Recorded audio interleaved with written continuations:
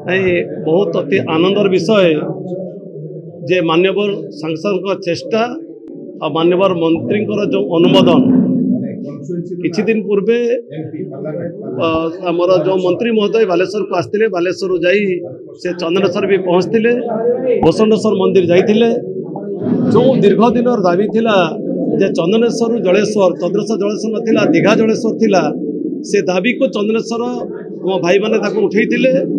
सांसद सब चेष्टा रही निर्वाचन मंडली ए मुंडू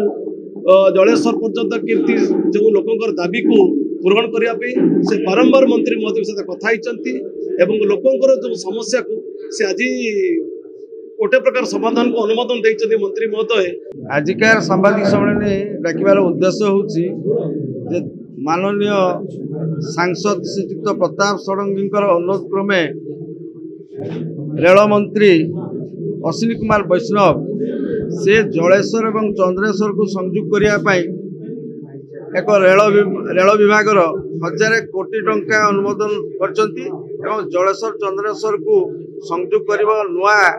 रेलवे लाइन से आमे माननीय सांसद अश्विनी कुमार वैष्णव रेलवे मिनिस्टर एवं मोदी जी को जलेश्वर समस्त जनसाधारण तरफ धन्यवाद ज्ञापन कर।